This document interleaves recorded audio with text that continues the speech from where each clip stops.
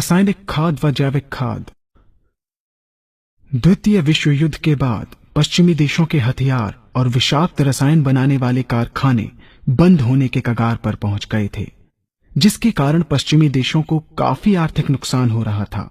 इन देशों ने इस आर्थिक संकट से बचने के लिए एक योजना के तहत उन कारखानों में रासायनिक खाद तथा कीटनाशक बनाना शुरू कर दिया। इन रासायनिक खादों व कीटनाशकों के द्वारा कृषि उत्पादन को बढ़ाने की बात कर हरित क्रांति नाम का एक छद्म जाल बुना। भोले भाले किसान अधिक उत्पादन के लालच में फंसकर रासायनिक खाद व कीटनाशकों का प्रयोग करने लगे। बैलों की जगह ट्रैक्टर से जुताई होने लगी। शुरुआत में कम रासायनिक खादों के प्रयोग से अधिक उत्पादन हुआ। धीरे धीरे रासायनिक खादों के प्रयोग के कारण भूमि की उर्वरा शक्ति क्षीण होने लगी, जिसकी वजह से उत्पादन घटने लगा तथा फसलें कमजोर होने लगी। फसलों के कमजोर होने के कारण उनमें रोग व कीट लगने लगे। रोग व कीटों से फसल की सुरक्षा के लिए और अधिक कीटनाशकों का प्रयोग होने लगा।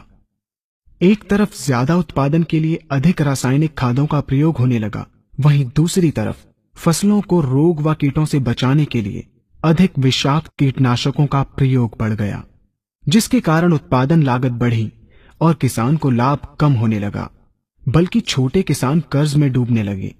धीरे धीरे भूमि की उर्वरा शक्ति क्षीण होने से भूमि बंजर होने लगी। रासायनिक खाद व कीटनाशकों के कारण खाद्यान्न भी विषाक्त हो गए तथा जलवायु भी प्रदूषित हो गई, जिसके कारण मानव पशु पक्षियों के स्वास्थ्य पर प्रतिकूल प्रभाव पड़ा, जिसका परिणाम आपके सामने है।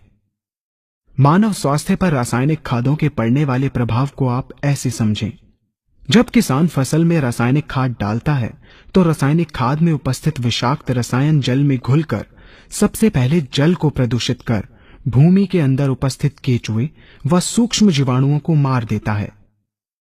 ये बात सभी किसान अच्छी तरह से जानते हैं कि केचुए व अन्य सूक्ष्म जीवाणु भूमि की उर्वरा शक्ति को बढ़ाने के लिए अति आवश्यक होते हैं।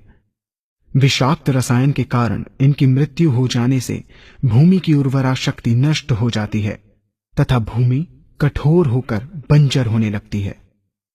रासायनिक खादों के विषाक्त रसायन पानी के माध्यम से अन्य खनिजों के साथ फसल के अंदर पहुंचकर फसलों को विषाक्त बना देते हैं।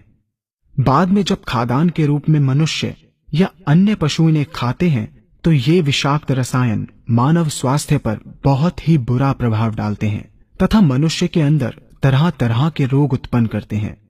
जब हम जैविक खाद का प्रयोग भूमि पर करते हैं तो जैविक खाद पानी में मिलकर पानी को प्रदूषित नहीं करती।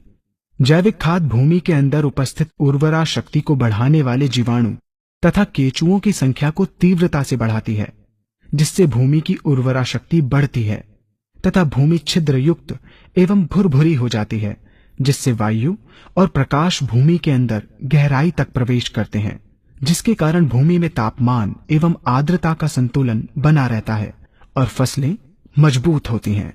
जैविक खाद में विद्यमान तत्व खाद्यान्न के माध्यम से मानव व पशु पक्षियों के शरीर में पहुंचकर स्वास्थ्य लाभ पहुंचाते हैं। जैविक खादों के प्रयोग से फसलें अच्छी और मजबूत होती हैं, जिसके कारण उन पर रोगों एवं कीटों का ज्यादा प्रभाव नहीं पड़ता।